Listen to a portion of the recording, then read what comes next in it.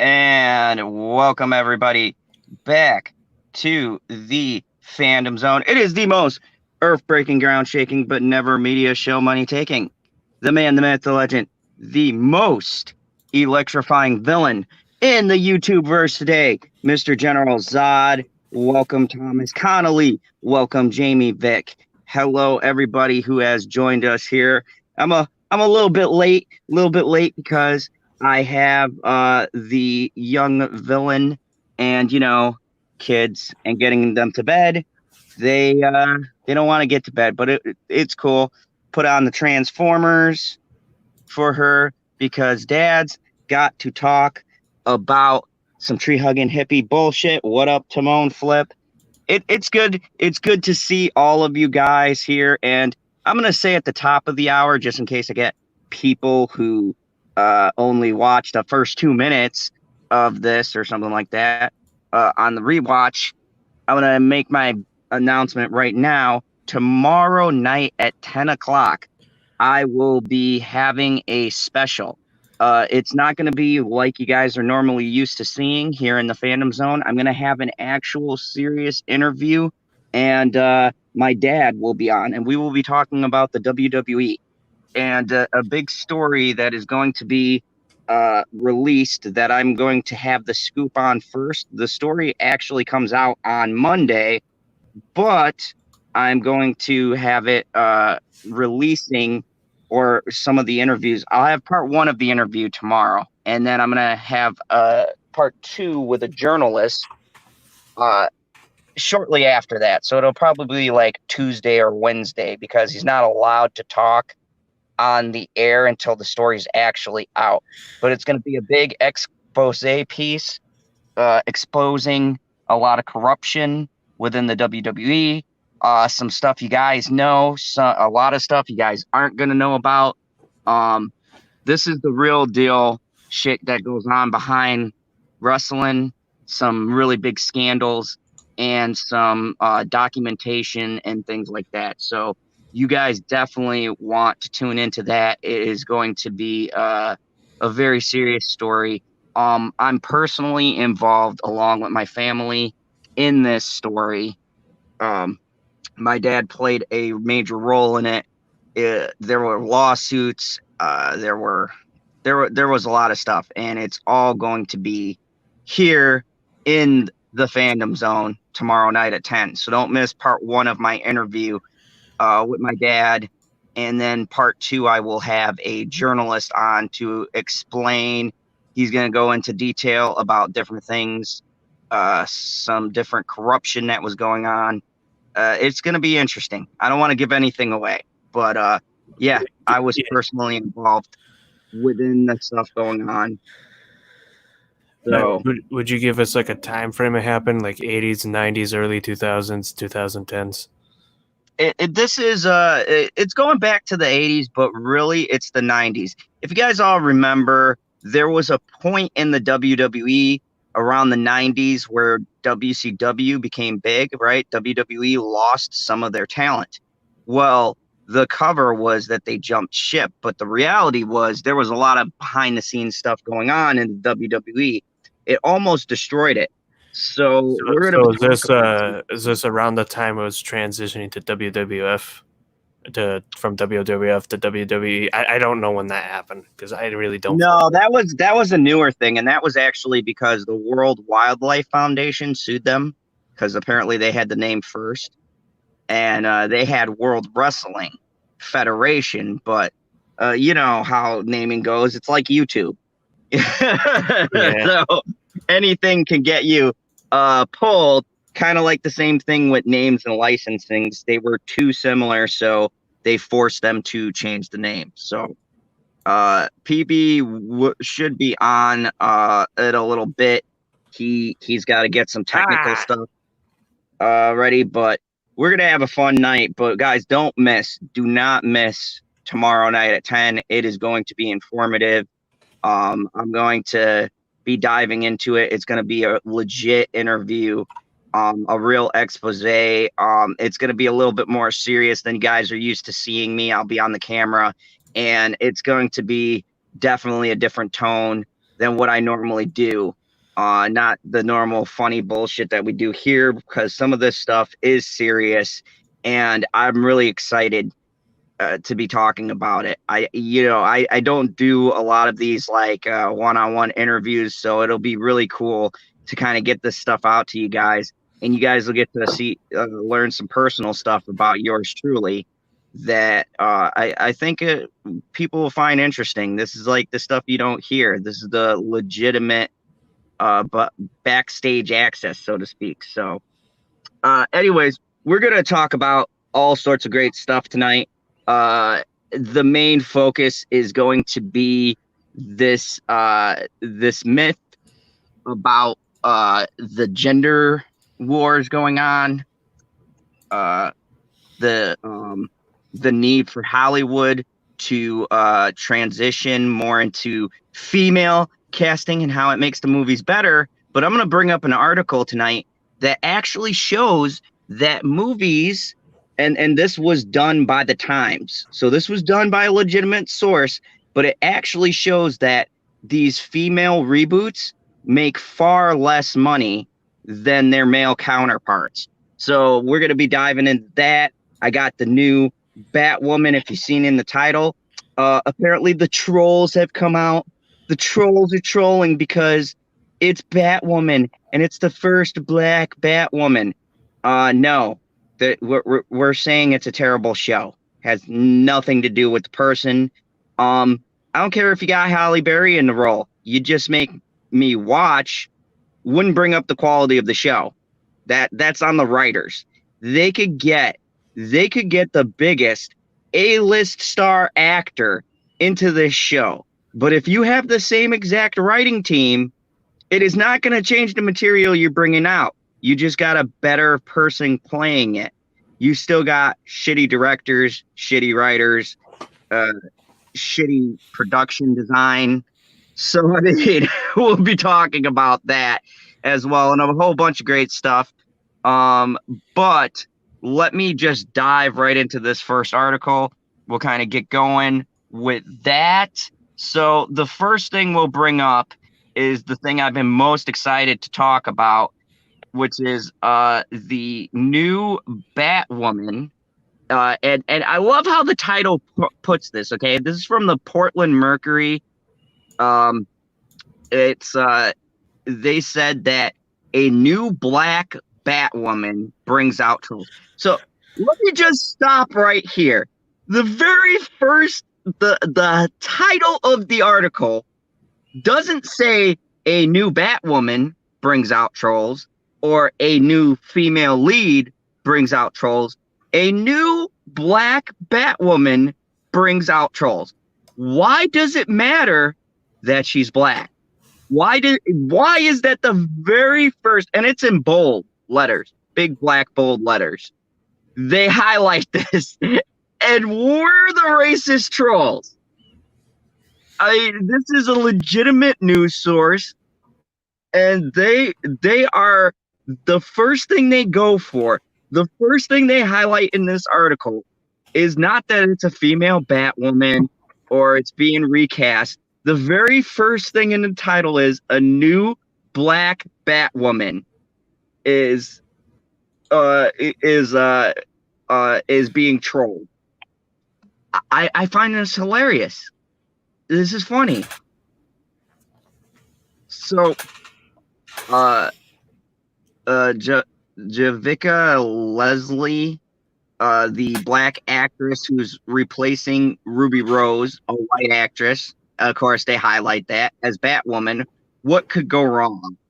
Earlier this month, Warner Brothers Television, the CW, and Berlanti Productions announced that, hopefully I'm not butchering her name, but Leslie, I'm not going to say her first name, I feel like I'm messing it up, would be the new series lead on the CW superheroine action drama Batwoman.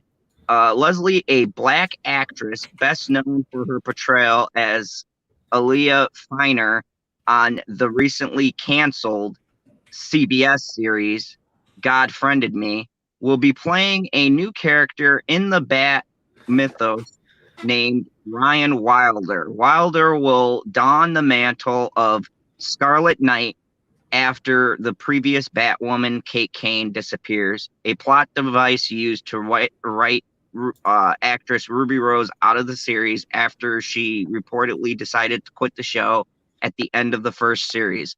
Leslie will be the first Black woman to portray Batman in a live action feature film or series. Leslie's portrayal of Batwoman will also mark only the second time we've seen a Milanid depiction of Batwoman in any form of media. See the DC animated film Batman: The Mystery of Batwoman. Ryan Wilder is an all-out proud lesbian. Not true. She's bisexual. Who is eager to play.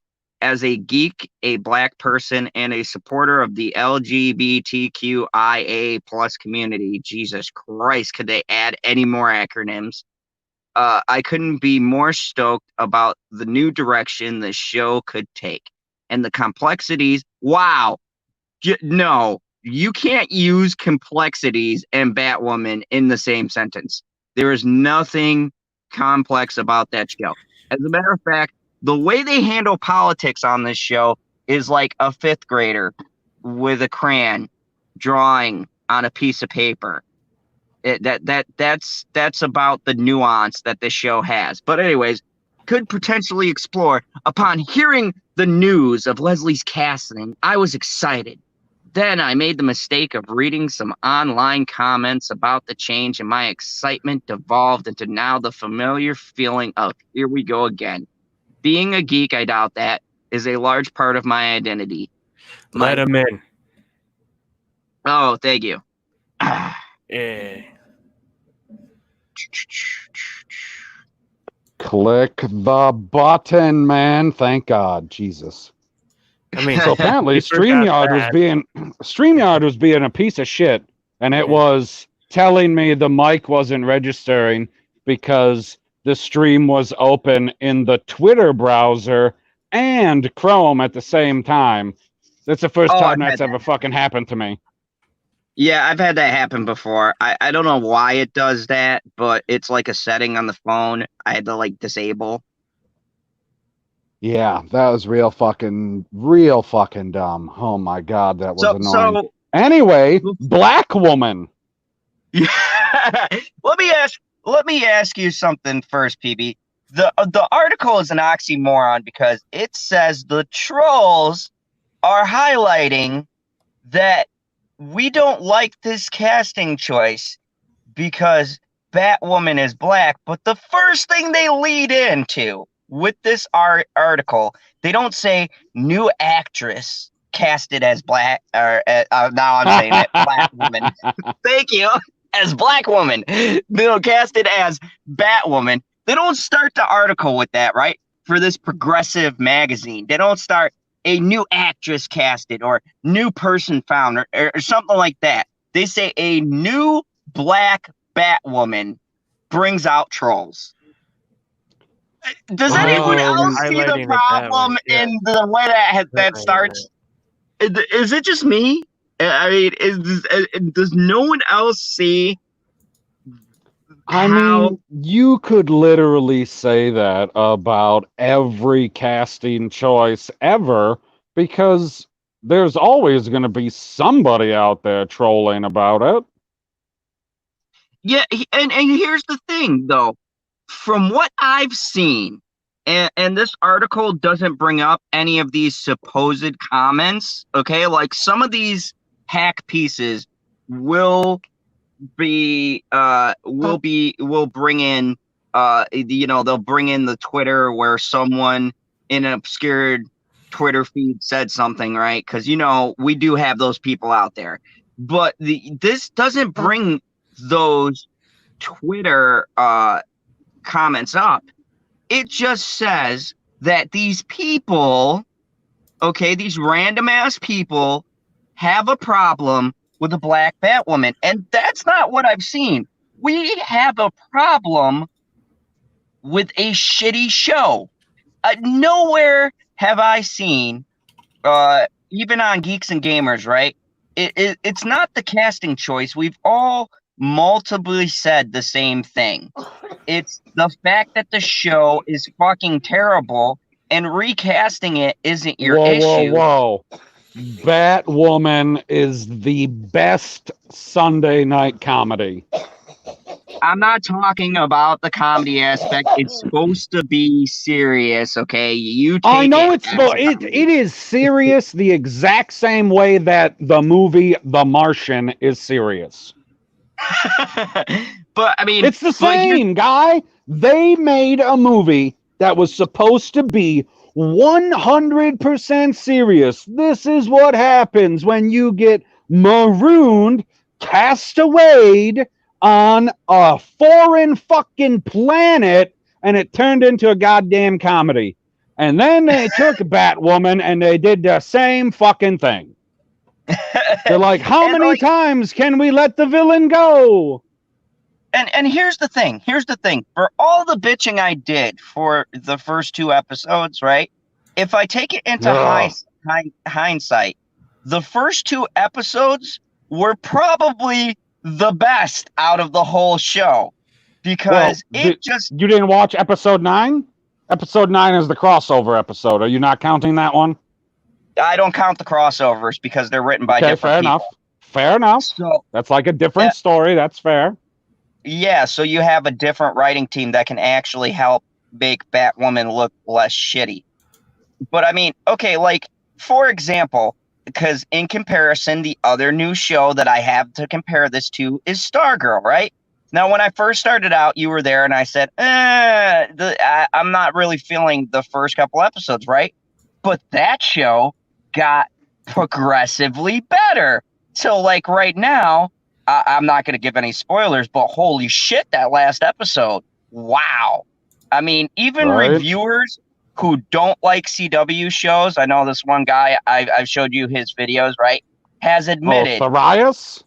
Yeah, Tharias has admitted this show, he said the best comment today. He goes, this show is too good for the CW. He said, he goes, I refuse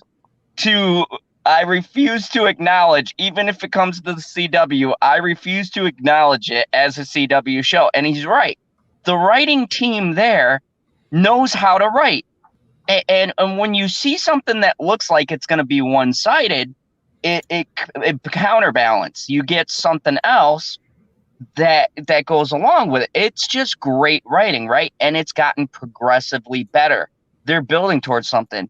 Batwoman starts out with an okay premise that I can kind of get behind and doesn't get any better. It just gets progressively worse. So with that being said, it gets progressively funnier. Yeah, that's for sure. I mean, like, hilariously bad. And like, here's the thing. Oh, you're putting the dog to sleep. No, I was kind of screwing around with the Prophets of Geek Culture channel because I'm uploading the video. We got someone trying to promote their channel in there. Hey, don't promote the Prophets of Geek Culture right now. Swinging to a point. By the way, go check out the Prophets of Geek Culture. Cyber's literally uploading it on our alternate channel. I forgot the description. I kind of had an idea for the description for the video. Completely. But no. Here's the problem. Is that PB? My whole point is not whether or not this is a comedy, by accident or whatever. My point is, in their mind, in the CW's mind, their fix to their diminishing viewership is switching races of their characters. Oh yeah, you can up the ratings if you just check more boxes. Seriously, like Berlanti has gone from doubling down on this theory to fucking betting his whole hand on it, it's called betting all of his money. And it's in Smallville.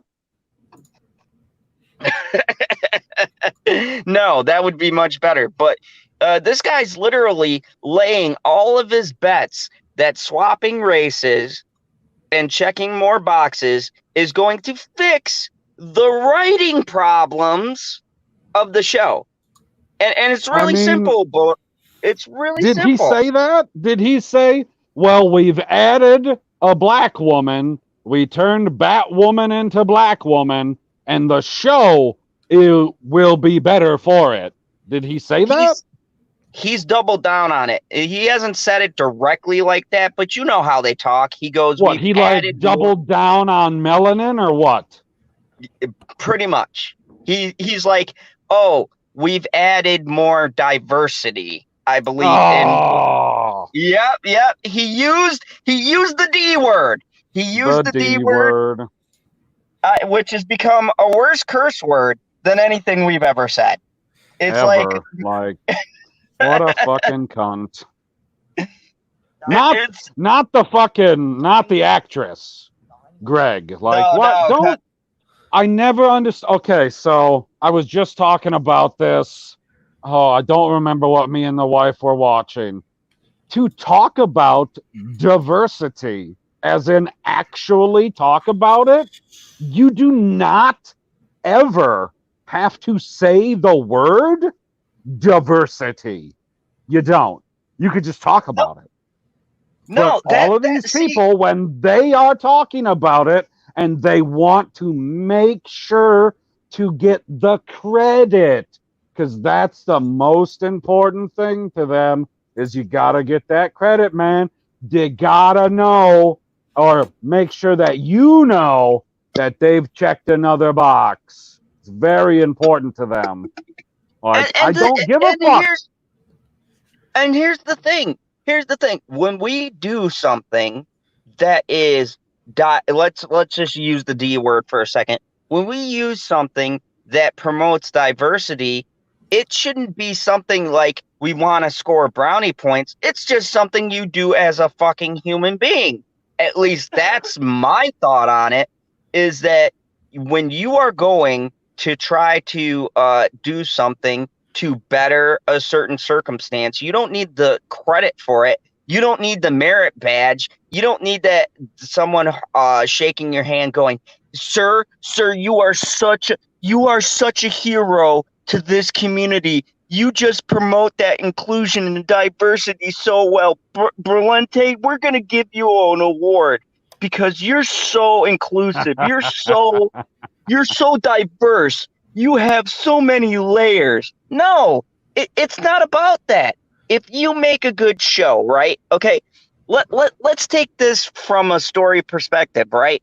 How many shows have we seen you make on a good television? show like what? Like Stargirl? What? They got brown, light brown, white, green. Spoiler. I mean, no, but here's the thing, PB. We've had diversity in television for years. We've had storylines about this stuff. Fuck, Prince of Bel-Air did it. It was Will Smith went to a white ass preppy neighborhood, and everyone loved Eddie it. Murphy did it before him because he was a Beverly Hills cop. No. We're talking about shows, Husky. We're talking about shows. About movies. Okay, I thought that we were talking about diversity without using the word, but now I had to say the word because I thought that's what we were talking about. You're talking about specifically in TV? Specifically in TV, we've had multiple shows with diversity, with diverse moral messages that didn't get shoved in our face. They were just there, and the message hit harder because you'd be watching a show and you'd be like, damn, I didn't know that's what it would be about this week. Like Family Matters and things like that. You had shows. Oh, man. Family Matters, that's quality TGIF right there, man. That's what's up. Yeah, I mean, all the time. You had these great shows and if you remember, some of those shows had a black cast that were part that. Oh, I thought you were gonna say. I was gonna say Sabrina the Teenage Witch. That had a black character. Yeah, Yeah, and it was a cat. And if I'm not mistaken, they touch on issues like that too in that show. It was voiced by a white guy. I mean, you've had these issues brought up, and they act like in the year 2020, this is all new. You're not the first black actress to ever do anything superhero related across the media. Yes, maybe for Batwoman, maybe you're the first person, but that was never a thing because the character was never black.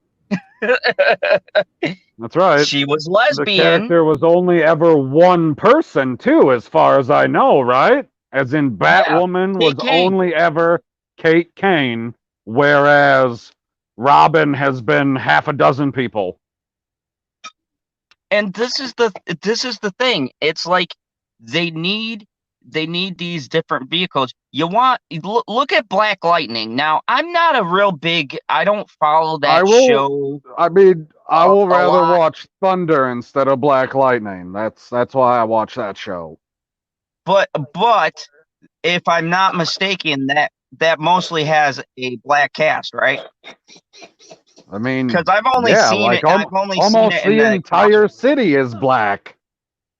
So I mean, you know, and from what I hear, I don't watch it. I've always wanted to, but I got too many shows going on right now. But from what I hear, a lot of people like that show. And from how I understand it, they don't really push a lot of agenda in that show. But yet they have an all-black cast. They have a black superhero that was specifically created for that show. How you want to look at the story, because the story was already set up the way that it was, with black oppression in their narrative. Like, it was already there, and then you could be like, oh yeah, this is SJW politics, and I would be like, no, because it's been that way since the onset. It's not like it wasn't there, and Black Lightning was just, you know, fighting the villain of the week, and then you get to season 2 or season 3, and then all of a sudden, all of the black people are oppressed. No, that's what the setup was from the very beginning, was that they were experimenting on that town, which is like 90% black or something like that. I don't remember what number they give in the show, but it's very, very overtly black. And they're like doing all sorts of crazy shit to them with the green light. And here's the thing. That doesn't bother me because you already had the setup and the story in place. You already know what you're getting into. It's a character specifically designed for that show. And that, if you want to make narratives like that, I can respect a show that creates its own story like that. And they're like, this is what we're doing. This is the setup. You can be either in and out. And from what I hear, people like the show. It's got decent ratings. It's doing fairly well. So that is being handled well. I mean, I guess for the CW, yeah. Yeah, I don't know how their rating system. I honestly don't know. They're how not their rating looking to get the same ratings for their best show that Grey's Anatomy gets every week. Like, Grey's Anatomy has, I don't know, like 15 million people watch every single week minimum, something like that. I don't know the exact number. Yeah, that show is what? Dude, I'm sorry. I was always a House fan. I could never. I need my doctors you can to be be both. some kind. No, I need my doctors. You have to pick Star Trek or Star Wars. What? No. I need my doctors on Vicodin, and you know. Dude, there are there's always a doctor on that show that's on some kind of drug. I need an asshole doctor who's hooked on pills, yelling at patients. That's my jam. I mean, right there. You're right. It's hard to get that combo on Grey's Anatomy, but you'll get it individually from somebody. But no, I mean, Zod said he needed an asshole doctor on drugs yelling at people. That's House. So he watched House and not Grey's Anatomy. And House was on for 8 years. Grey's Anatomy, I'm pretty sure when it starts up in the fall or whenever they can make another episode, because coronavirus, whatever. WWE never stopped. Fuck them. Anyway, when they start up, I'm pretty sure it's going to be season 16. Shit, it might be season 17. Yeah, I'll give them credit where credit is due. To hook that many people and still keep that audience, you can't take nothing away from a show like that. They're doing something right. But Timon Flip in the comments says his jam is ER. It had George Clooney. Oh, George fucking Clooney. Yeah, yeah, he pulled out the big because guns. It had a movie star. It had Batman. Grey's Anatomy has Katherine Heigl in it. Yeah, like Grey's Anatomy has Katherine Heigl, man. You kidding me? And then all of the people that come with it. I gotta say you win that one. Katherine Heigl. Okay, the year is 2005, I believe, is when that show started. Might have been 2004. And I was in high school, and all I remember about the promo for that show for the first season is she is standing in the locker room, and she rips her shirt off, and she's just standing there in a bra, and she goes, "Yes, these are boobs. I have them." And I was like, yeah, I'll watch that show. All right, so swing it back around. We can all agree. Batwoman is going to be better, but the story is still going to be ridiculously stupid. So, speaking of and keeping in the genre of DC, let's go to better. I thought you were going to say ridiculously stupid. No, we're going to go back to better DC content. DC Universe might still have life in it. By the way, go subscribe. DC Universe adds Krypton Season 2, Justice League, Dark Apokolips War, and much more. The DC Universe will be getting a slew of new content in August, including Season 2 of Krypton. Yep.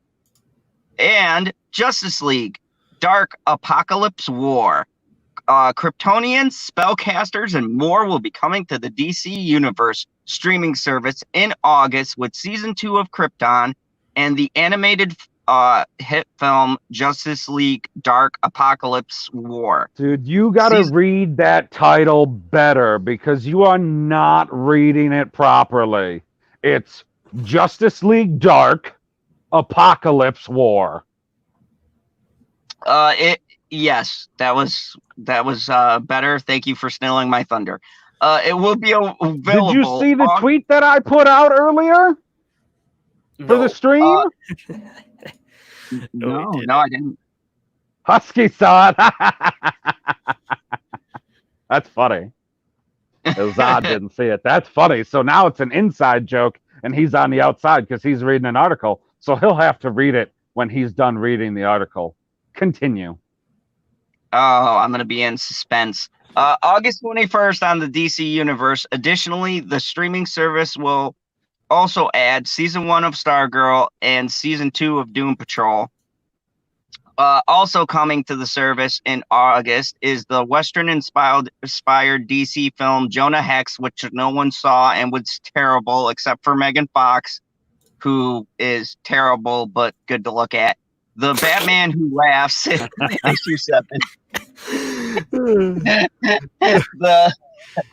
the conclusive issue of the miniseries, as well as Year of the Villain one shot with Sinestro and Black Mask, Batman 76 Deceased number 4, Superman's Pal Jimmy Olsen number 2.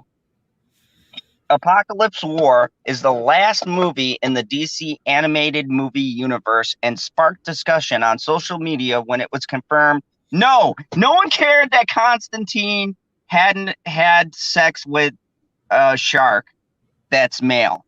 That's the What? stupidest fucking thing. Yeah, it's a storyline. Wait. Yeah. With who? People, King Shark.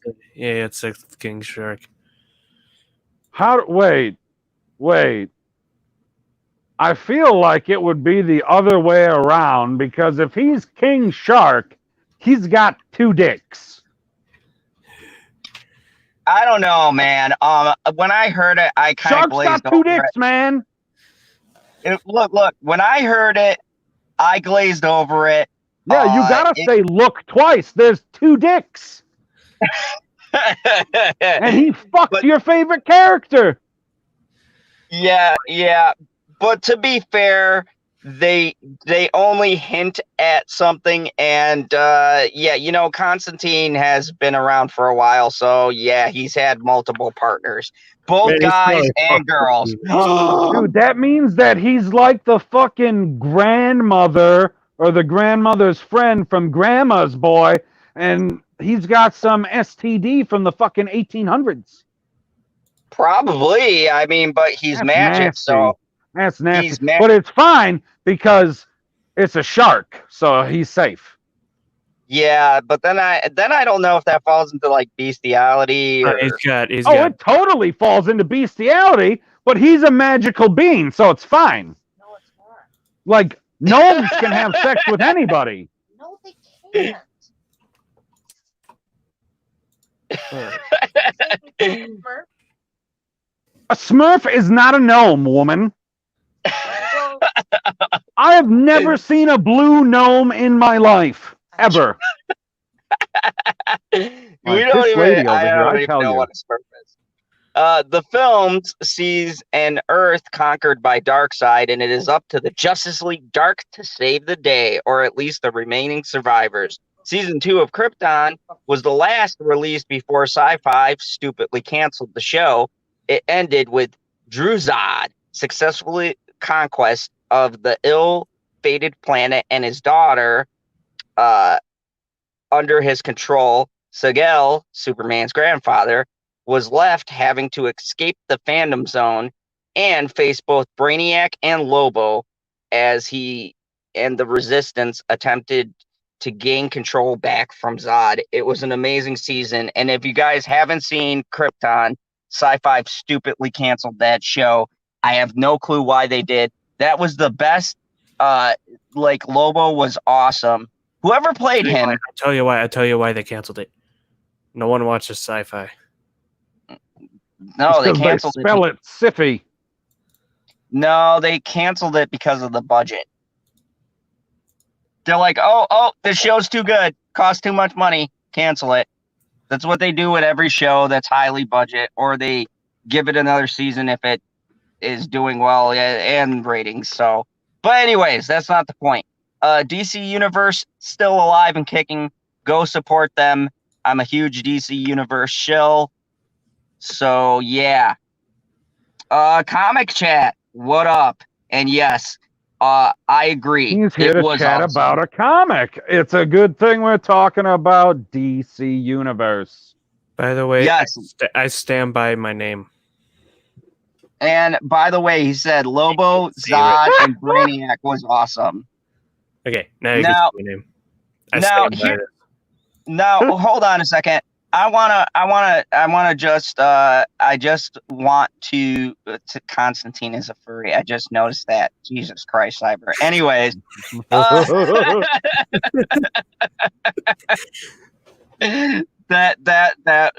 God. So anyways, I wanted to say, now on that show, they race swapped Zod, and I didn't have a problem with that. The dude who played Zod was amazing. When he said Neil before Zod, I got chills. He was the actor from Resident Evil 1, the movie. He was the Marine guy who got killed by the laser beams. No, you can say it. He was the black guy who got killed by the laser beams. Oh, Everyone else in that hallway is white. But see, I don't highlight race. Everyone else in that hallway in Resident Evil is white. Yeah, I don't know that for a fact, but it's an educated guess. And you know what? The lasers were racist because they only killed the black guy. So No, they racist didn't. laser beams. Yeah, They he was killed the only one who got cut everybody. in They half. got progressively smarter. What are you talking about?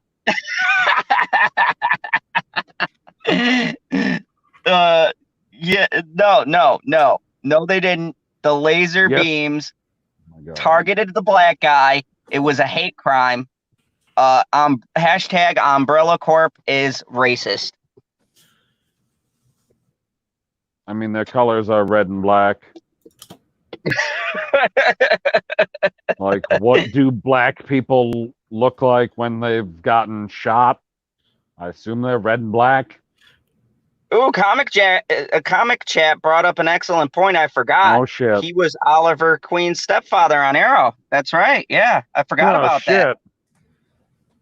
Yeah, he was. I gotta say, there are some people who, when they get a role, they just really, Devour nail it with that butter that you get at Golden Corral. Delicious. Oh man. Oh yeah, it was just it was amazing, and I've watched those seasons of Krypton multiple times. I will eat even all love the what rolls. Oh, you're So, talking about an acting role. My mistake. Yeah, PB, come on now. I know you constantly think about cheese. I and mean, butter. those Cheddar Bay biscuits are second to none. Oh, I agree. So do you guys want to hear the trouble with Hollywood gender flips? I mean, you just said that it wasn't a problem.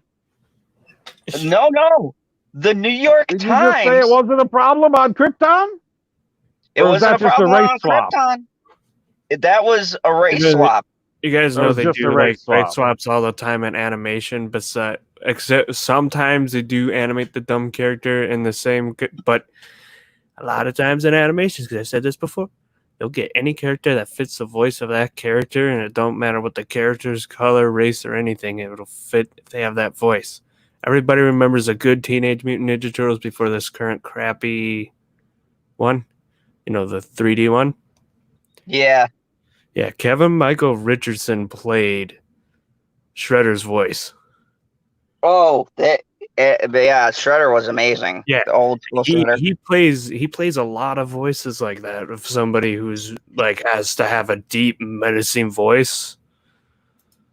Oh yeah, Shredder. A powerful voice, because he's played a lot of like mentors and villains.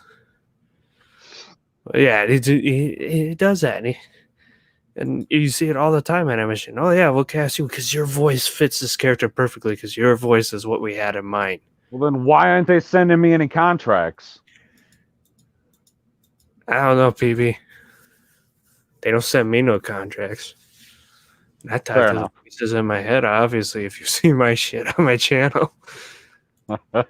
Subscribe. Oh, by the way, Timon Flip, correct me. He said the lasers killed the black dude last after killing almost all the whites. So it was a Black Lives Matter laser. Said that already, guy. To Timon Flip, I give more credit to. Oh my god. I give him credit all the time too, because he tags me in a bunch of stuff on Twitter that I find interesting. It's fantastic. I really wonder how many notifications my Twitter account has. Oh my god. I'm so curious. Wait, hold on. While I have 9 people watching, I know. Welcome everybody. I've got a big announcement for all 9 people watching so far, and I'll be announcing this through the night. Tomorrow at 10 o'clock, I will be having my interview about the WWE. It'll be a little bit more of a serious thing than what we're doing tonight. It's going to be a serious interview exposing some horrendous shit they've been doing for years. I'm going to have Father Zod on, and we're going to be talking about some stuff you might not know and exposing a lot of true shit. So definitely swing by the channel tomorrow at 10 when we expose the behind the scenes of the WWE, steroids, pedophilia, all sorts of shit. So definitely come on by. I'm not going to give you guys specifics here, but you'll be surprised. It'll shed a light onto the dark corners of the world of wrestling. But anyways, I'm going to switch gears here because we're talking tonight about gender swapping, and I'm going to talk to you guys and bring some facts. And I want you guys to keep in mind, this is not coming from some YouTuber or something like that. This is the New York Times. Oh man, New I only trust YouTubers to give me accurate facts. The New York Times made a piece of why these gender swapped films, these female focused reboots, are not working. They're going to tell us, and it's by a female writer, Amanda Hess. So the trouble with Hollywood Did she used to be a man? Because if she didn't used to be a man, she has no idea what she's talking about because she wasn't gender swapped. Hollywood's female-focused reboots require women to relive men's stories and to fix their politics too. Ooh, a stunning and brave start. Yeah, she's starting this article off very brave. Very brave. I mean, I have no idea what she just said, so keep going. Back in the summer of 2016, when the female-led Ghostbusters killed the franchise almost, oh my God. the remake you gotta pause for a quick second. I watched the Jim Jeffries special from 2020 that is on Netflix. His 4-year-old son went to the movie theater with him to see that movie when it came out. His son could tell that movie was trash. Continue. And not because it was female-led. Anyways, Ghostbusters Remake hit theaters. Aggravated fans of the originals regarding the new film as politically motivated assassination, replacing their childhood comedy idols with women, was a kind of narrative murder committed by a cabal of Hollywood moguls and hormoneless feminists. This summer's splashy female reboot, Ocean's 8, channels such hysterics with a deliciously literal twist as the orange jumpsuit. What did you say? Deliciously? No, before that? Ocean's 8. When the fuck is this article from? June 12th. Of what year? Oh, 2018. But I'm gonna keep on going. God damn it! I'm already committed. I'll be swinging around to my. Yeah, you need to be fucking committed. God damn it! I'm swinging around to my point. Just bear with me. Which was a remake of Ocean's 11, and stars Sandra Bullock, who attempts to talk her way out of prison when she reveals that Danny is her brother and that he's dead. Wow, I've never seen that movie. I did not know that was the setup. They literally killed him off screen. Wait, killed who? Danny Ocean. Apparently, the movie's premise is that Sandra Bullock is the brother of Danny Ocean, who was played by George Clooney. Sister? They gender swapped Sandra Bullock? Fuck. Oh man, you got up early today, didn't you? Yes, I did. Very early. No, they gender swapped George Clooney, but the premise of the story was that she's Danny's brother and that he's dead, and they killed him off screen. She's Danny's brother. Don't you mean she's Danny's sister, or Danny is her brother? Yes, you know what I mean. God, I'm drinking my cup of coffee. I haven't rewoke back up. You need something stronger. I was all out of Jack. Anyways, go get spiked energy drink. And so the franchise is destined to be eternal reincarnation with no character because he is dead for sure. So as Debbie mounds her own fantastical heist, lifting 150 million worth of Carter diamonds off of a celebrity neck at a Met Gala, she keeps her one eye on her brother's tomb, half expecting him to crawl out. We spend the film anticipating the appearance too. Even when Debbie is on screen, Danny is back in our minds. And even when Hollywood franchises is retooled around women, it still revolves around men. The storylines they wrote, the characters they created, and the worlds they built. Hold on, I hate when they cut the article. In 2 years since that and Ghostbusters, the gender-swapped remakes has expanded from one-off stunts into full-blown genre.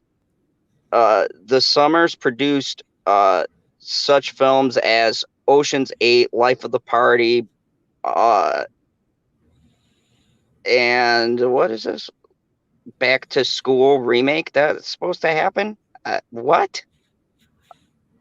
There's also an Overboard remake and much more on the way.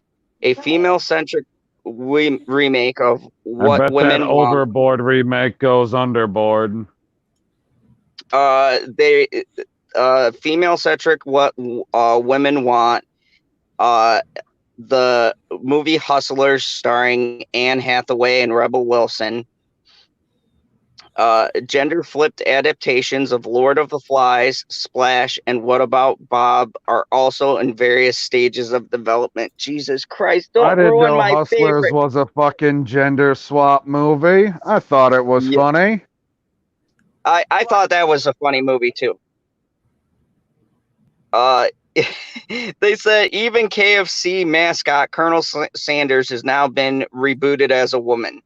The gendered swap comedy satisfies a couple of the moment entertainment industry. I thought that was a bit for KFC for a little bit when they had Reba play him. No, they're gonna probably replace Colonel. No, it's been done. That was 2 years ago. It was just for a little bit. Yeah, I know. That's why I Colonel. said that Overboard movie is going to go underboard because I can, see the future because apparently it's 2018. How the fuck did you get to this article, guy? Because I have raccoon sources. Did he say I know this you have raccoon sources, but when I go to Google, it never shows me anything on my regular feed older than a week unless I search for something like Star Wars or Marvel or DC, because that's what I talk about. Did he say this article was made in like June or something of 2018? Mm-hmm. Yeah, January of 2018, I thought it was. January. June. Yeah, January. I was just fucking graduated. June. Oh. June of 2018. But so why are they talking about this summer in June? Like it's already here. The point of the article is that they go on to say that statistically, that the female-led movies don't do as well as the male-led movies, and it's basically because we're not ready to accept them gender swapping our heroes for female heroes in film. So that was my real main point was, are we sexist? Is it because they gender swapped our favorite characters that we're so mad? We're not ready for powerful women to take center stage and to pursue these great roles from these iconic movies? Or is it just because they make reboots and they fucking suck? Every one of them they take the premise and they twist it and they modernize it, and they use movies where it really doesn't work for the time period that we're in right now. Like these reboots. You better not like Ghostbusters 3. Ghostbusters 3 has nothing to do with the previous series. It's going to be basically like the kids of the original. It makes sense. I know, but they're going to modernize everything that you just said is what this new one is still going to be. Everything you just said. They're going to take something that is classic from its generation, that if you watch it now, obviously the CGI and effects don't compare to the stuff of today, but the story and the comedy and the action for the most part still hold up. And you're going to enjoy yourself. And now they're going to, like you say, modernize it and destroy it. You better not like it then. That's you talking, not me. I can still like this one.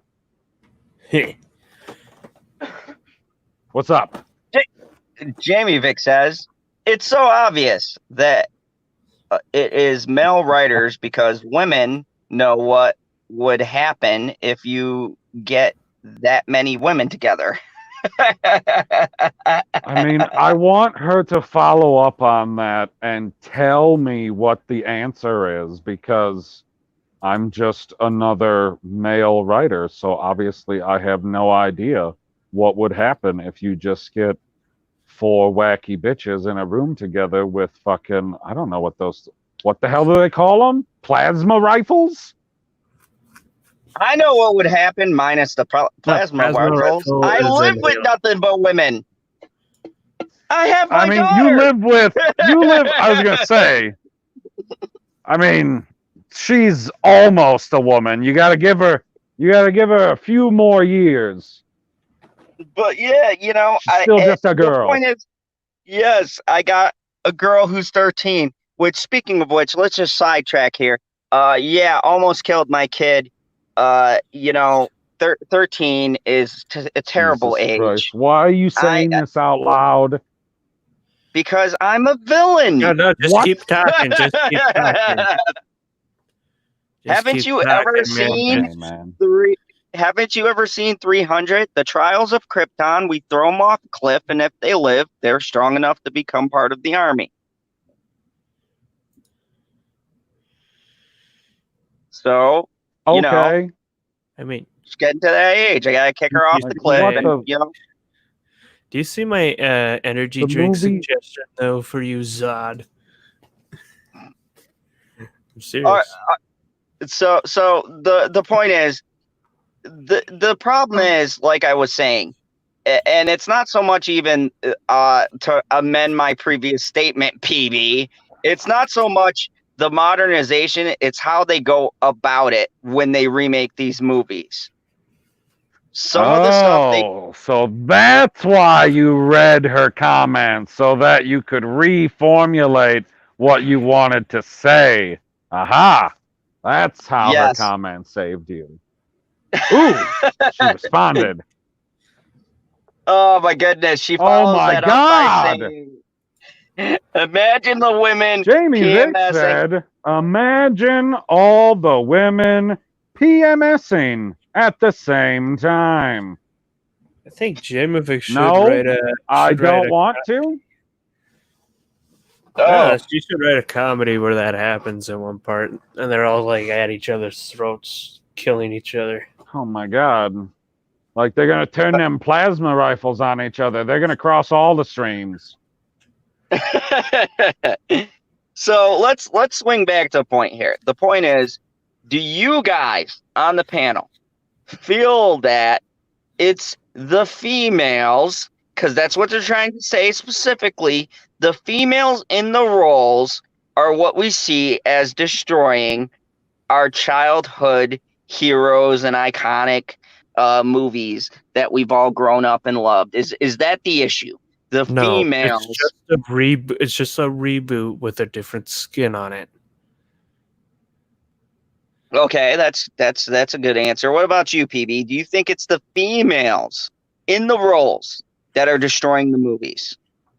I mean, you never see one of these articles when they reboot a horror movie and they cast another young actress to get murdered. No, because Right? here's the thing. They don't consider horror part of they're snobs when it comes to horror. They never give it any kind of credence. Snobs Yeah, when I it comes to know. They animation. never get fucking awards for anything. No. And here's the thing. You bring up an excellent point. How many women do you see slaughtered or them race swapping or whatever else, but no one ever says a thing? But when it comes to these other films, it's the next big thing. The first female superhero in the MC universe. No. Black Widow was. Be oh man. It would be interesting to see if they did do a Michelle Myers. Because that would be the gender swap, right? Like the main character would get gender swapped. Like, what's the female name for Jason? Janice? Janice? Janice Voorhees. You got Janice out there fucking stabbing people to death, crunching them up in bed. That's my favorite kill, and it didn't even come in a strictly Jason movie. Actually, PB, did you know the first Jason was a female? It was Jason's mom who did the killing in the original Friday the 13th.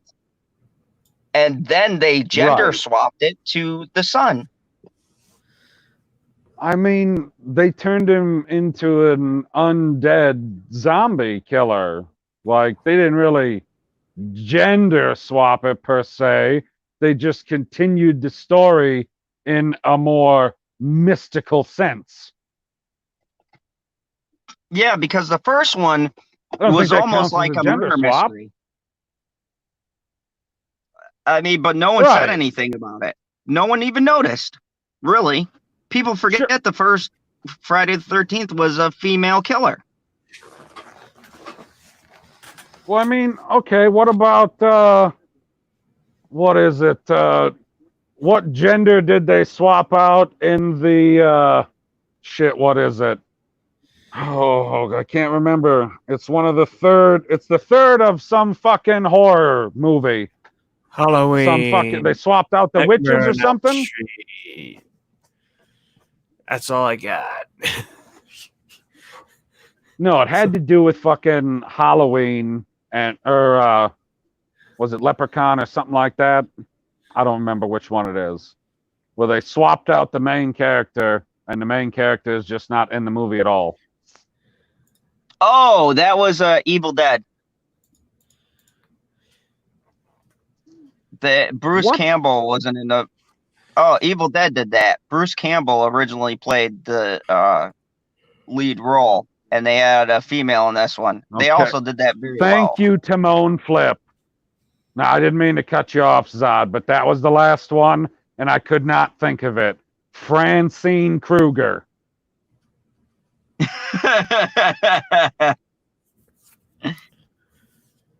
Thank you. I was going to go all fucking Russian and say Frederica. Like, that's ridiculous. But yeah, so, I mean, folks, no one has a problem with gender swapping. What we have a problem with is story swapping. That's the issue. No one has a problem. No, like I could go for a gender swap if, let's say, Freddy Krueger gets some bitch pregnant in the dream and she gives birth to a female, and then that female starts haunting people in their dreams. Like, that would be fucking wild. That would be crazy. I could go for that. Speaking of crazy and horror... story. Ooh, transition. Speaking of crazy and horror, let's talk about... Now we're going to go to an article from 2016. No, it's July 2020. God. We're going to talk about The Walking Dead. And I'm going to give you guys a little context. This has nothing to do with the show. Well, it kind of does. But a while back, the creator and genius behind that show, Robert Kirkman, was exiting the show. He was originally behind the scenes, those good seasons that everyone likes. Yeah, he was helping write the story, but he got into an argument with the writers, and there was rumors that AMC prematurely canceled his contract. So they've been in a legal battle, him and a couple of fellow writers that he brought with you him. Never want to go premature.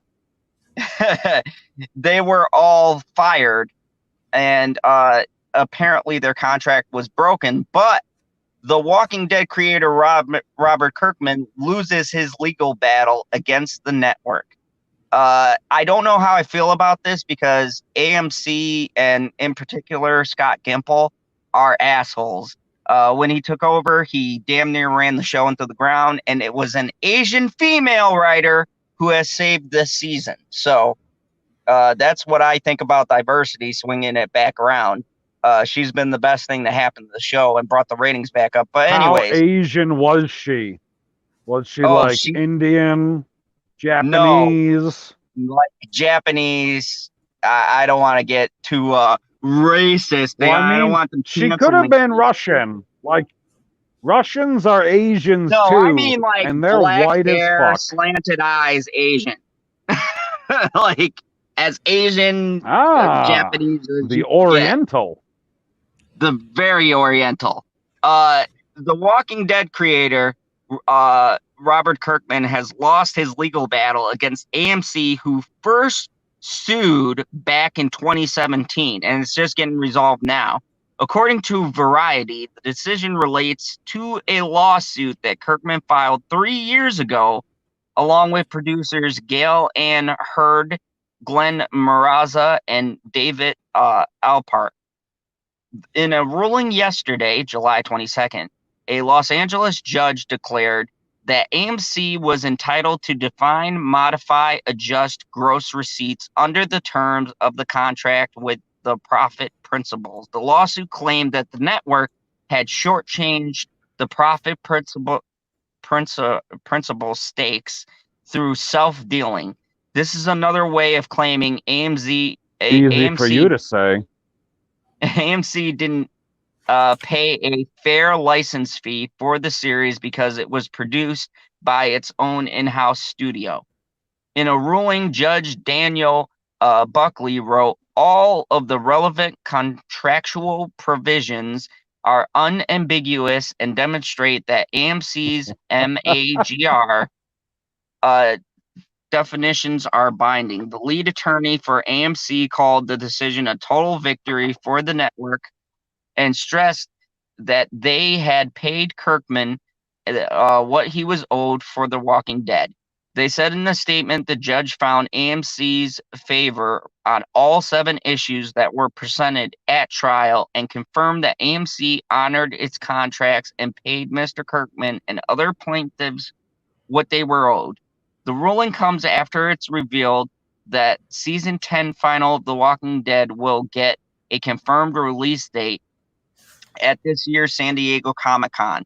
The episode, which has been pushed back multiple times due to the ongoing corona they're crisis. Still doing Comic-Con? Yeah, apparently. Was promised for later this year. Okay. Showrunner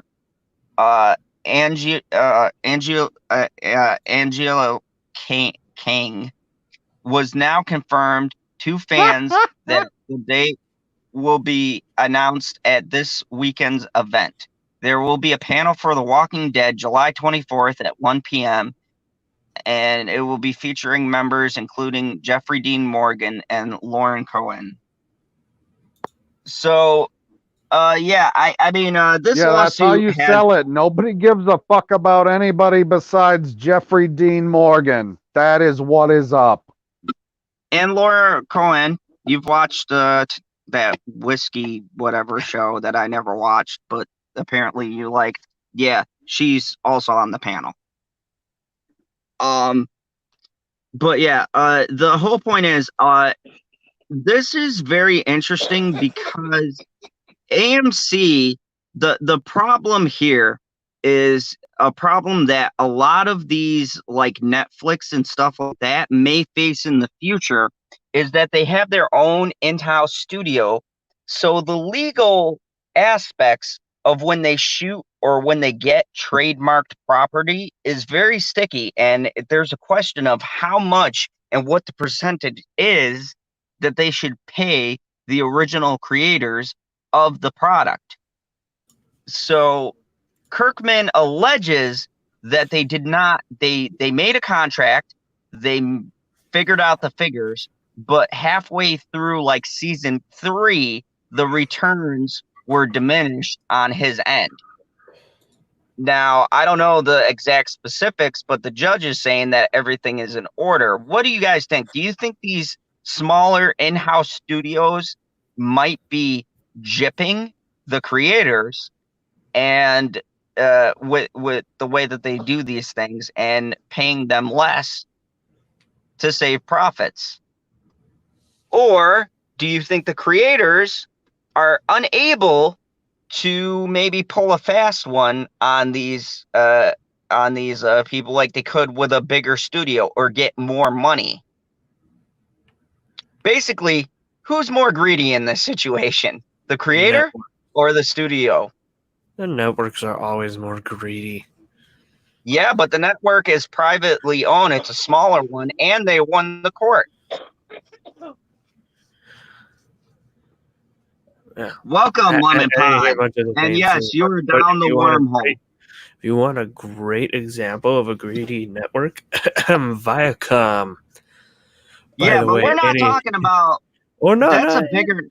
I know. We're talking about a smaller. Compared to them, don't forget to sanitize your microphone. I heard that cough.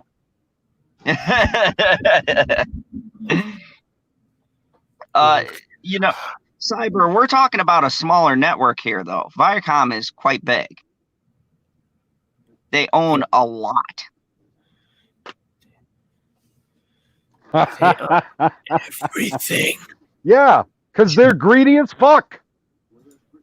So here's the question, though. Do you think this is studio greed, or do you think that this is on the creator? Because they won in court. Whatever the legal document is, apparently everything was in order.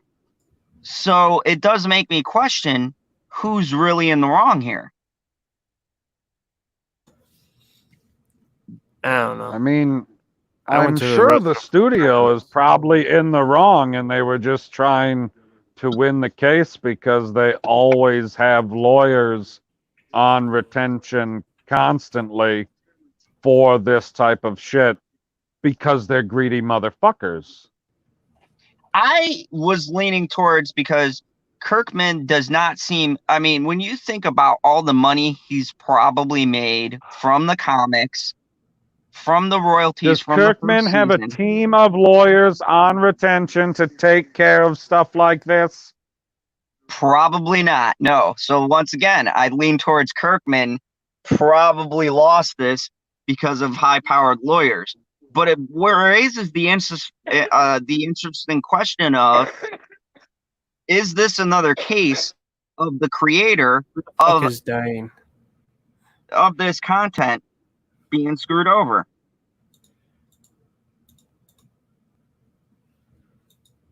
Timon, we're talking about suing the zombies, not the zombies themselves.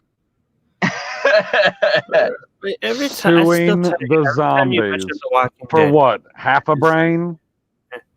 I tell you, every time you mention The Walking Dead, I'm like, this series still exists? The zombie fad isn't dead? I mentioned that in the video where PB was laughing at that zombie series. No, Cyber, it's undead. The fad is dead. Oh my god. No. Okay, well, I mean, I need to look up the video to see, because it's been a while since I watched it. There's something that has to do with how people get elected to be president, whether or not zombies are in or vampires are in. It's one or the other, and it determines elections. And obviously, it doesn't determine. It's probably coincidental, but it always seems to work out that way. So I remember when it was vampires and zombies in the early 2010s. The zombies aren't going out because zombies were in 2016, and I know how that played out. Yeah. Yeah, I mean, this show's been on for 10 years. Just think about that. Like, it was the first of its kind. No one had done a zombie drama on television before The Walking Dead. So, I mean, it's interesting. But speaking of Dead, we're going to talk about some Dead release dates. So, in the ongoing pandemic, is that with like Corona, people getting released from the morgue? no, movies that are trying to get released from the morgue. We're going to a CNBC article about Well, then Disney. the transition is supposed to be talking about dead releases. How about these dead release dates for these movies? Like, do the whole transition instead of just a line. Like, I think you're talking about dead bodies getting wheeled out of a fucking building to go to the crematory or something. Dead releases.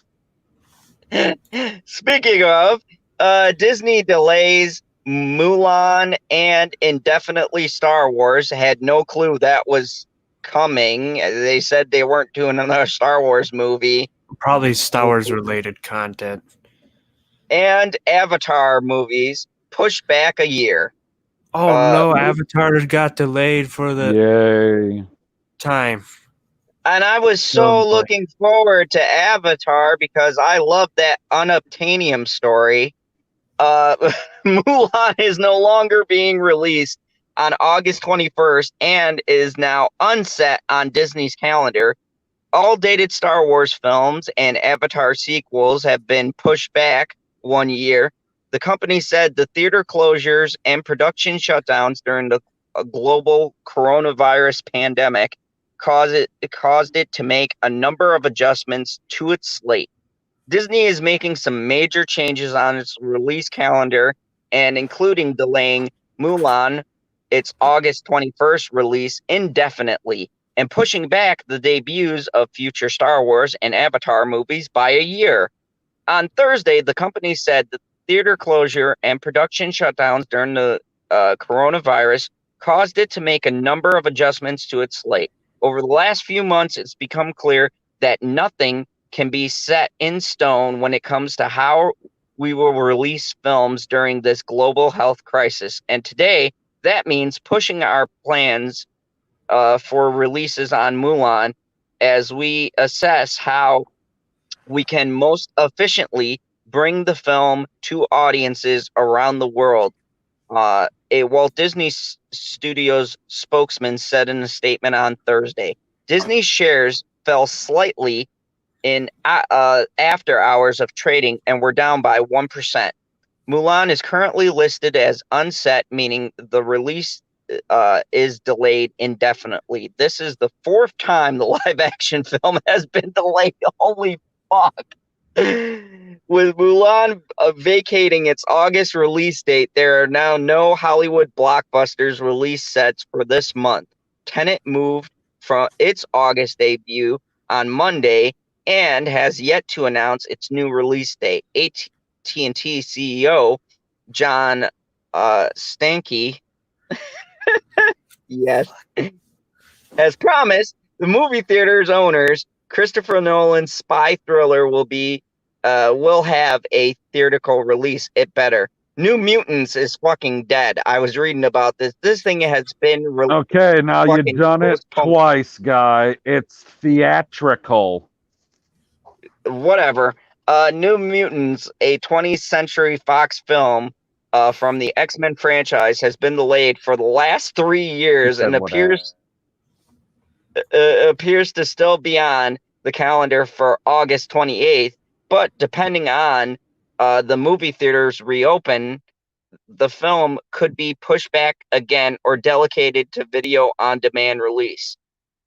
A number of smaller independent features are set for release in the theaters. However, major theater chains like AMC may not open to show them. Fuck them, because they're a bunch of pricks. Earlier Thursday, AMC announced that it pushed back its reopening plans till mid-August after Tenet left the calendar. It is unclear how it will react to Mulan leaving as well. AMC, like other major movie theater chains, have been closed since mid-March, awaiting a slowdown in the coronavirus cases and new content from Hollywood. AMC in particular has been very vocal about how the pandemic could push it into bankruptcy. They're a shitty theater anyways, and fuck them. Earlier this month, the exhibitor was You seem to have a whole lot of vitriol for AMC, guy. Why? Okay, so I work for Marcus, and AMC are a bunch of uptight. Yes, thank you, Cyber. Uptight, snobbish douchebags. They're like, oh, you work for Marcus? You guys suck. Well, we're not going bankrupt, so in your face, fuckers. Anyways, everyone's better than AMC. but they're fucking welfare-looking theaters. Anyways, the exhibitor reported that it was able to reach a debt agreement that should help it remain solvent through 2021. Theaters will again be forced to reassess their target opening dates. Sean Robbins, chief analyst at boxoffice.com, said Archive's titles can only get into the market so far while the summer weather is conducive to the current drive-in boom. Studios need theaters to be open. The theaters need studios to release new product. Anytime one side of the equation budges, the other has little choice but to follow suit in the current world of uncertainty. So this is some pretty big news because we talked about this. What do you guys think? Do you guys think this is going to be a death blow? I've seen personally, my school included, like businesses I thought shutting. You were going to stop the question at what do you guys think? And then I was going to be able to say, I was thinking about a block of cheese. Theaters have been closed for a while, but small businesses have been closing down completely. My school closed down. Some hair salons closed down. If you guys know Gary from Nerdrotic, his completely? Wife, yeah, her hair salon completely closed down. 10 years she had that, and she lost her business. My school closed down completely, 10 years as well, and we shut our doors. We only have one school now. We had 3. So I mean, major theater chains are really feeling the pressure. My theater chain, we have some pretty good figures, but last year the movies weren't hitting that well. So we dipped a little bit in profit, and this definitely hasn't fucking helped. Do you guys think that the theater industry may be looking at a collapse here?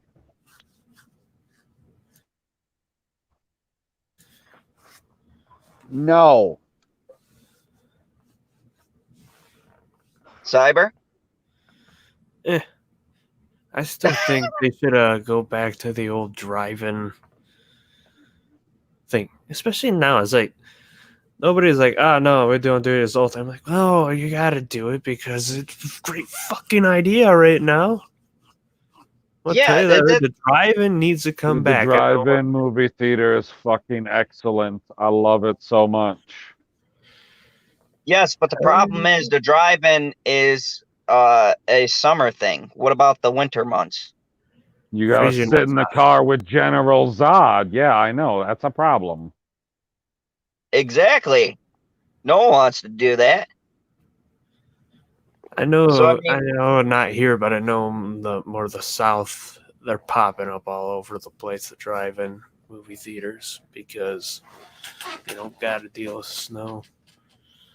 Yeah, but I mean, here's the thing. You only got a small portion that can do that, and then you got the other places where the fucking snow is going to hit. No one's going to go out just to go see a movie in the middle of fucking winter if you're not in a building. I mean, we had people who barely wanted to come in the building during the winter time. So, I mean, sitting out in your car, and not to mention the logistics of that would be hard to pull off as well. They didn't have that equipment here's outside. What I actually think movie theaters should do. Something like a movie fest.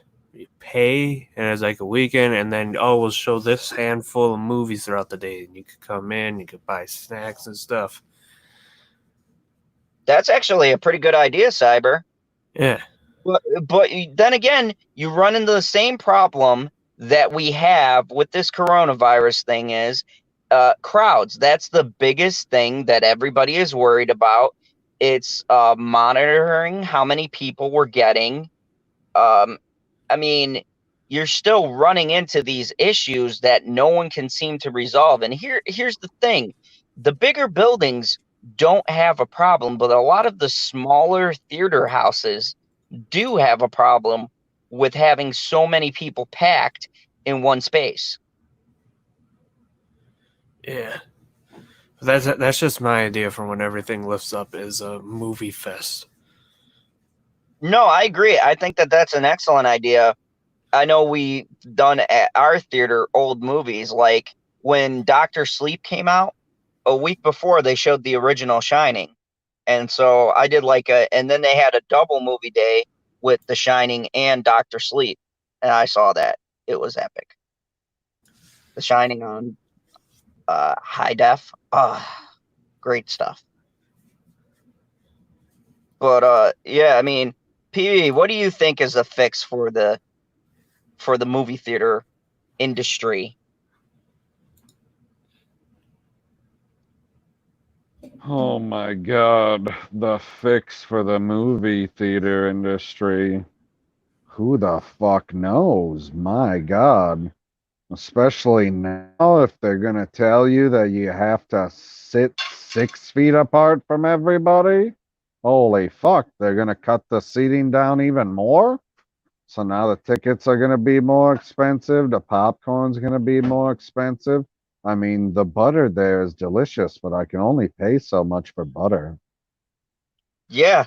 I mean, and you bring up a great point that we haven't talked about, and that no one's really talked about, is that the pricing, in order to accommodate how much they've lost, and I saw this in a memo for our theater too, is that the pricing is going to have to come up because of how limited everything is.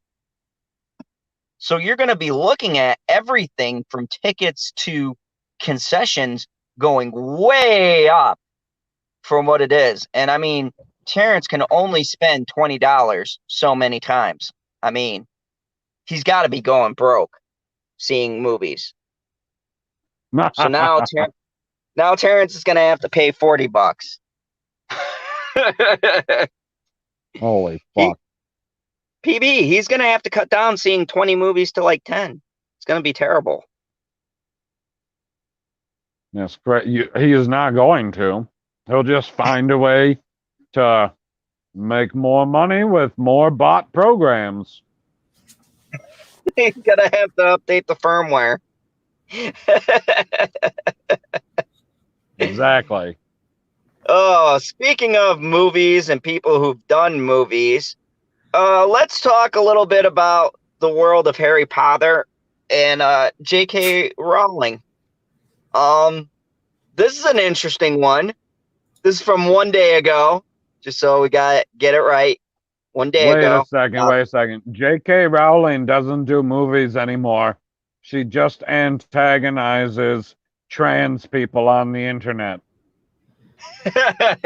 Well, J.K. Rowling receives an apology from a children's website after threatening legal actions over claims she harmed trans people. She is the source that keeps on, like, every time I read an article about her, I just get a bigger and bigger smile because she is quite an interesting character. She should be a fucking but novel. then does your smile ever fade when you find out that the article is from 2017? Yes, but this one is not. It's from a day ago. Anyways, J.K. Rowling has received an apology. I would hope so. Like if like that would be some serious time travel shit. J.K. Rowling has received an apology from a children's news site after she threatened legal action over its claim she had harmed transgender people. Oh my God! She threatened a children's website with legal action. Those Brits don't play. Holy shit. The Day, a site aimed at school children, published an article under the headline, Potterheads Cancel Rowling After Trans Tweet. It referenced the controversy stoked after Rowling took issue with the expression people who menstruate in a series of tweets, and then suggested that allowing individuals to self-identify their gender could pose a potential threat to cisgendered women in an essay published on her personal site. The Day article discussed the controversy before asking readers to ponder whether it is possible to enjoy works of art by deeply unpleasant people, comparing Rawlings to historical figures including Richard Wagner and Pablo Pascal. It also reference Rawlings' relations to individuals who have practiced harming minorities. In a statement, the Day has now apologized to Rowling after she hired a bunch of lawyers. We appreciate that our article implied what it did. J.K. Rowling had tweeted was objectionable and that she had attacked and harmed trans people. The statement reads, the article was critical of J.K. Rowling personally and suggested that our readers should boycott her work and shame her into changing her behavior. Our intention was to provoke a debate on a complex topic. We did not intend to suggest that J.K. Rowling was transphobic or that she should be boycotted. We accept that our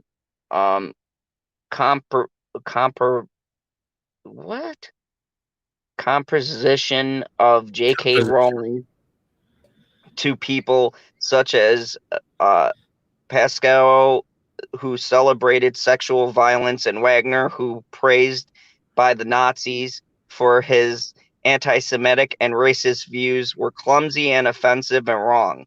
Debate is about complex issues where there is a range of legitimate views should have been handled much more sensitively and more obvious recognition of the differences between fact and opinion. We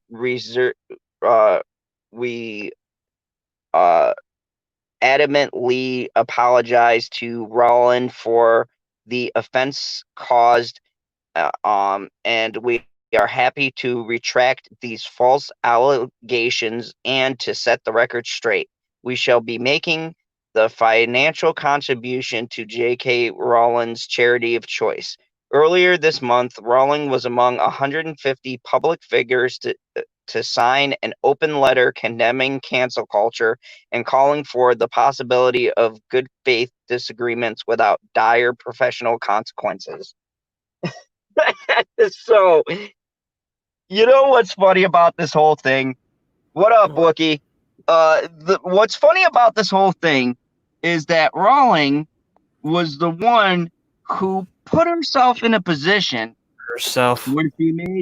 where she made comments about Dumbledore being gay and all this stuff, trying to pander to these people. And the minute they turned on her, she then changed her tune and was like, yeah, cancel culture is bad. We shouldn't be doing this. Husky, do you kind of feel like she's getting what she deserves right now? I don't know. I just think maybe she should just stop talking for like a while, like disappear off the face of the earth. I totally agree with that statement.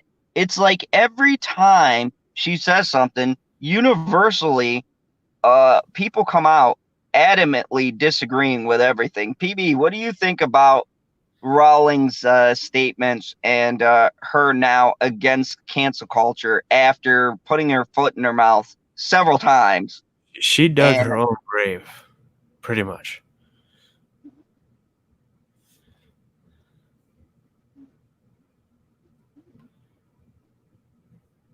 PB agrees.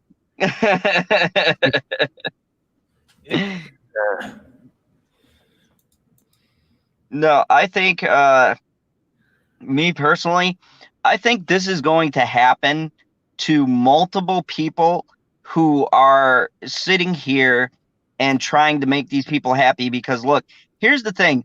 These people are clearly unhappy and they have nothing better to do with their lives, especially with coronavirus looming. They got a lot of free time at the keyboards, and you can't please these people no matter what you do, no matter what you say.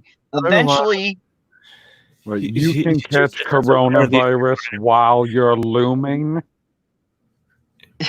You can't please anyone. You can't please anyone. Halo, I'm going to use their name. Halo 3 fans haven't been happy with a Halo game since Halo 3. They're even pissy about things with Halo Infinite showing because it has sprint. It has sprint. But yeah, that's just the thing. That's a good example. That's a good example because here's the thing. These guys try to pander to this group, and the very same group that they're trying to pander to turns on them. I mean, PB, what do you think about this whole thing with her now saying cancel culture is bad? We need to have more open debates. I think they would be better off with, instead of pandering, if they would just panda. Like, if you just send people a panda, then they'll be on your side. Oh man, yeah. I think that it's been ridiculous. Now, all of these fucking libtards are for cancel culture until it comes for them. And make no mistake, ever. Make no mistake, it will come to them because they are bound to have a difference of opinion. And as we have seen, these guys, they don't like a difference of opinion. They don't like independent thought. So this is going to, continue. And hopefully these people eat themselves alive. That's how I feel. I'd be happy if they all got canceled. Pizza the Hut? Like Pizza the Hut. Exactly. Speaking of canceling, my last article is about Deadpool. So what does... I'm pretty sure the next Deadpool movie will mention this. Because Rob Liefeld says, screw Deadpool movie talk. Rob Liefeld, who says that we should forget about seeing more Deadpool movies for now, taking aim at Disney for not using his characters in other medias. Rob Liefeld, who created the character, says that we should forget about seeing Deadpool movies for now, taking aim at Disney for not using Deadpool in other media. The outspoken and controversial comic book artist is best known for creating the Merc with a Mouth back in the early 1990s and was a champion of Ryan Reynolds taking the role in 2016's Deadpool and the subsequent sequel. In recent months, rumors have swirled about whether Disney, who now owns the rights to the characters after buying Fox's film studio, will ever make another Deadpool movie, given that the studio is not known for releasing R-rated material. Layfield recently said that he doesn't mind if Deadpool 3 never happens, as he had such a good time working on the first two, and has also said that he's convinced Disney doesn't have plans for a sequel right now. Now, in the interview with IGN as part of the San Diego Comic-Con Home 2020, Layfield says, "Screw movies," in a rant that impressive, even by his own usual standards. Layfield goes on to attack Disney for buying Fox for $70 billion, but not using the characters they brought properly, slinging out his own creation as a prime example. He adds that Disney should be working on video games, animated series, and movies featuring the character, especially given that the movies are unable to shoot right now, but artists can still find work from home. You can read the full comments below, which I agree with him on that. That is bullshit because I like Deadpool. There were plans for an animated Deadpool series by Donald Glover, which would have been aired on FX, which would have been amazing. But that deal fell through, with FX citing creative differences. Layfield also tweeted last year that the animated show was coming soon, but nothing has materialized yet. Layfield has also recently said that Disney should produce a cable spin-off movie, and that they had plans for an X-Force movie which was centered around the character. One can understand Layfield's frustration regarding Disney's seemingly lack of interest in Deadpool, his popular character, and considering the success both movies proved the worldwide appeal. And despite Disney's reputation for producing family-friendly fare, there's no reason why they shouldn't be able to explore other options in such diverse mediums as video games and animation. However, his outbursts aren't exactly the best way to get the message across. Rather than ranting in the media, Layfield should attempt to set up a meeting with the likes of Iger or Feige, whatever, and let them know his thoughts. By attacking them from a distance, Layfield only damages his own reputation and stands a chance of making bosses at Disney and Marvel even less willing to use Deadpool. Me personally, I hope Disney never fucking touches Deadpool. That's my own personal feelings. I think they're gonna fuck that character up. But, you know, that's just my opinion. I just want a Deadpool Spider-Man movie. I don't want anything with Disney whatsoever, because I don't think they'll do Deadpool right. I don't think that, and they had a PG-13 version of Deadpool, and I could tell you it doesn't work. The one thing that worked about that movie was Fred Savage, because, you know, Wonder Years. But I mean, it's like seeing Deadpool light. I mean, I think that they should have stuff like the stuff that they got from Fox. They should just have a separate offshoot for these properties, because they're not going to do an Aliens that's going to be R-rated. They're not going to do anything that's going to be R-rated on the Disney umbrella.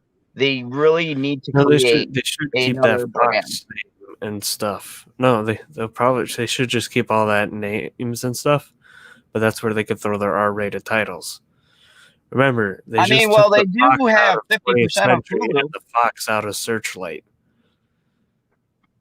I mean, they do have Hulu as well that they can throw the stuff on. I mean, they have the Runaways on there, which is vastly different than if you see it on Disney Plus. Disney Plus is very much edited. You can go and watch it on Hulu, and it's totally different show. Yeah. But I'm serious. They should just have keep like the 20th century or the Searchlight, and this is where we're throwing our R-rated films. Oh, I agree with you. I mean, they don't have to say we know it's owned by Disney, but we don't necessarily have to know that it's owned by Disney. No, we they could just they throw the 20th century because remember they removed Fox out of both these names, but they keep the castle out. Yeah. And then you don't have that connection to Disney. I 100% agree. I mean, I don't understand why they still can't use the studio as a hub for this. They might. They just probably don't have plans for it right now. Oh, God. No, Timon. I do not want to picture this. He says, at General Zod's Fandom Zone, imagine a singing duet with the Alien Queen and a Predator. Oh. You know, someone's going to make that. Phenomenal. But it's not going to be Disney. It's going to be somebody parodying it. PB, what do you think about the whole thing with Deadpool? I don't know if Disney is willing to take one of their comic book characters and make an R-rated movie, and it's just not going to be the same if you're watching a PG-13 Deadpool, because it's not going to be the same style of movie. It can't be. The R rating is needed for it to be a Deadpool movie, because you can't like decapitate a guy and have a different guy splat against a sign in a PG-13 movie. No, you can't. And like that's outside of the swearing and the sexual stuff. I know there's so much in that. I rewatched that with the unicorn, and we were laughing. She was like, especially like the part where they swapped roles, and Deadpool got it with a dildo from his girlfriend, and she goes, "Holy fuck!" I was like, "Yeah, this movie's no joke." Sure. Like the shit they show on that movie, some stuff I never wanted to see. But I mean, how is that different from any other day? Hey, not every household is as ambitious as the Zod Empire. But anyways, the point being is that Cyber brings up a good point. Why can't they use the Fox Studios, right? Because the average movie they don't have person, the Fox name under them. It's just 20th Century and Searchlight. Yeah, the most average people won't know Disney brought Fox. They don't keep up on it like we do. You can have the Fox logo and whatnot and keep that the same and just throw your R-rated shit there. And Disney can still make the profit from an R-rated film without having the connection to the R-rated film, because if they don't see that Disney logo, they're not going to associate it with whatever product that you're putting out. Even if the person happens to know that Fox is owned by Disney, in our minds, we're not going to associate the Fox company with Disney, because for years it's just been Fox. So, I mean, I honestly, Cyber, I think that Deadpool had two good movies. Maybe he just has to, the merc with the mouth just has to hang up his swords and call it a day. I'd be fine with just having, number 2 be it. I still want a 3. And Ryan wants a 3 too, so he's probably going to, he's pretty sure he's in talks with a lot of people to get that third one out. And make sure it's all. rated R. Because let's be honest, there's that Doctor Doom movie that was in the works before the merger, and they never scrapped it. Well, after the merger because it's still technically being made. It just has to be worked into an MCU, which is probably just like 3 lines you could probably change, which would be like mention it, or just like a little scene which mentions Iron Man's sacrifice, whatever. But I don't want a Doctor Doom movie that's like rated PG-13 if they're doing Doctor Doom either. I want it to be rated R, but not because for like any sexual content, just because you need to show how brutal of a dictator he actually is. Yeah, but here's the thing. Like, DC went bold. They made an R-rated movie. It was successful. I think that it would come out of left field if Marvel did something like that. It would be a bold choice, yes, but it could be a Marvel successful did. one. The MCU didn't, but Marvel did. Well, what movie are you talking about? Talking about the Deadpool movies and freaking Logan, because it still had Marvel thrown at the front. It just wasn't MCU. Well, yeah, but you know what I mean. The MCU universe, not the offshoots or Marvel movies in general, because you could say the same thing about Punisher. Yeah, if they want, Thomas Jane. They want us to see, like, because everything's the things that happen, Thanos even defeated. It's supposed to be a darker timeline now. But no, darker timeline. We need it. I don't think they're going to go that dark. They need to take a risk with this one because it's people just probably see it as the same copy paste formula and then it'll kill stuff. No, they have to take risk now. I 100% agree with you. They've got to switch up the formula. They've done everything they could do. I mean, we've had 20 movies, and people have widely accepted most, a good majority of them. But like you said, it's time to switch things up, especially with DC getting some wins under its belts. And I'm not talking about Birds of Prey that happened. You're talking about Joker. We're all talking about Joker with that one. Yeah, with Joker, I mean, even if you count Wonder Woman, which was good, Aquaman, whether you like or hate the movie, it still did $1 billion. Shazam had a darker tone, and they're going to get... Shazam had a darker tone while still having a bright tone, which was interesting. Yeah, it had very funny moments, and then you just had that boardroom scene. And if y'all saw Shazam, you know what I'm talking about. That boardroom scene, I was like, holy shit, this movie got dark fast. Like, because it's like light, funny. An old Disney movie where they could where they're all rated G, where they had the scary horror movie part in almost all of those movies. Especially Snow White, the Woods part, it's actually, could be scary. Black Cauldron, I believe, was rated G, and that shit's fucking dark. The whole thing's dark all the way through. You bring up a good point. Disney acts like they've never done this, but if you look at even the kid-friendly movies, right? Let's go back to their old vault for a second. Even take The Lion King. I was watching it the other day, right? And I realized something.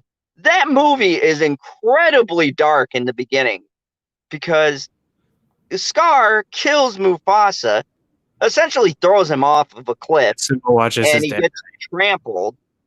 Simba watches his dad die, yep. And all this. And yeah, we see the bright musical stuff. I just can't wait to be king, Kuna Matata, all of that.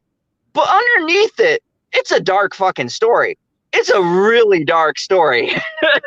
Yeah. Once, but they talked about Disney when they had their G ratings and stuff, that they were better, and also because they weren't, trying to do all these little innuendo jokes for the adults. They had good storytelling, and you could give it a dark tone, and it didn't need to be a rated R movie. It had a dark tone, and it was still G rated. Yeah, look at Aladdin, right? There's a lot of dark shit that happens in the original Aladdin, you know, when Jafar gets the staff and he puts Jasmine in that hourglass and that whole end scene, he turns into a giant fucking snake. I mean, there's a lot of dark shit in Disney movies. Beauty and the Beast is the same way. There's Hunchback of Notre Dame. Notre Dame. Oh, the Hunchback of Yeah, Notre Dame was he dark was and going to depressing. drown. He was going to drown the baby at the beginning. Yeah, he was gonna drown him in the river. Yeah, I remember that. Not in the Holy river, shit. in the well. In the well. In the The well. well. Yeah. But he already killed the parents. That was dark, man. Like they've had a lot of dark movies, and in this race for them to erase their past, they're going towards this stupid fucking silly shit that they think that people want to see.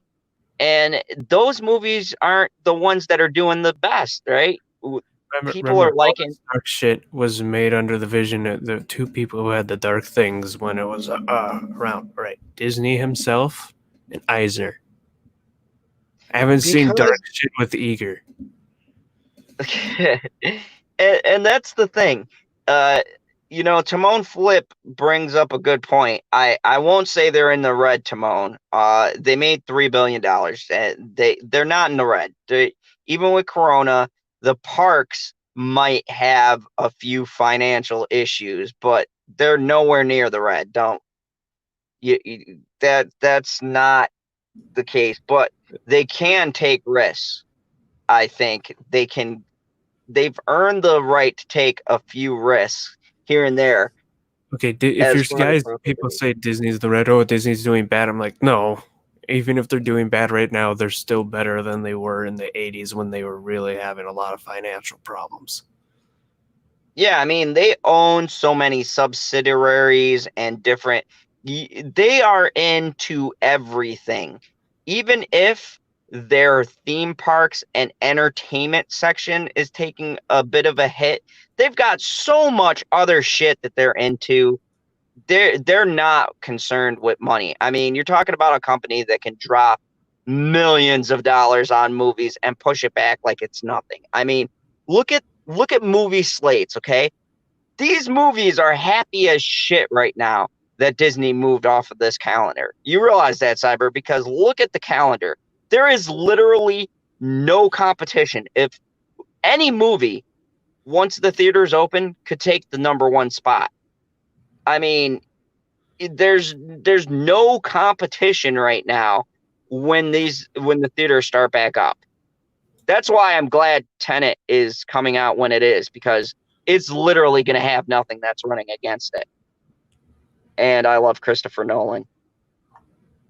But I mean, you know, it'll be interesting to see. It'll be an interesting thing to see. But this is kind of my last thing. I'm going to wrap it up a little bit. I got to spend time with the daughter. So, you know, we gotta start winding things down and you know, getting stuff wrapped up right in time. Here's PB as we're getting ready to wrap things up. Yep. Safe and sound. No one's getting pregnant. Okay. He said he was wrapping up. So let me go to Geekocidal Tendencies. What up? Says, wow, every business is concerned with money. It's literally the #1 concern of all businesses. Yeah, that is true. I think smaller businesses have more to worry about for right now than corporations do, though. Because, you know, government loans. But anyways, I'm gonna bring it down to the rest of the panel to give their outros. But first, before they do that, I'm gonna say, don't miss tomorrow night at 10 when I talk about the WWE Exposed, a real true thing that's going on. I will have Father Zod on here, and we're going to do a serious interview about some real shit with the WWE, some real behind the scenes scandal. that may be very shocking and damaging to the brand. And I will have on a guest. It will be a serious one-on-one. So definitely come and join us. But Cyber, what video did you just upload to the Prophets of Geek Culture? My reaction to the Halo Infinite trailer gameplay, pretty much the whole thing, except for that little explanation at the end where they talk about it a little bit. So that's where I cut it off, because that's where I finished talking. A little hard to hear my voice because I didn't realize it was stronger than my mic in it. But I could hear it on the playback pretty decently. So I also stream on my Twitch. So watch that, and then I have stupid videos on my own channel. Yeah, definitely go check out the dog, support his Twitch, get him affiliated. You know, we love Cyber here. He does some good work for the late night team. Also, Mr. Pop Culture PB is having a hard time entering the fandom zone, but go check out Pop Culture PB. He has a new video out on Stargirl, episode 10. Show keeps on getting better, but you definitely want to check out his commentary on it. It's hilarious. He gives a very good breakdown. There is spoilers if you haven't seen the episode, but yeah, he gives some pretty good comments. So go check out the episode, then go check out his review. And also, you can check us all out on the Prophets of Geek Culture channel, where we do different things. I do comic book, Perp does anime and movie reviews, and Cyber does games and random shit. And then Stevie J and some rants. Stevie J Reviews, our Australian brother, does great movie and article reviews on there. So go check out the Prophets of Geek Culture. Come back here tonight tomorrow night. Well, technically tonight. Technically tonight. Yeah, technically tonight. Come back and join me at 10 p.m. We will be having an interview on the WWE. It'll be a part one kind of thing. I'm going to have Father Zod on here. We'll be talking about some stuff having to do with the WWE. I'm not going to give you guys details, but I have been talking about it all stream. It's going to be awesome. It's going to be a serious interview. So it'll be a little bit different from what you guys are used to seeing. But it'll definitely illuminate some stuff. And on Sunday, me and Stevie J will be back to talk some movies.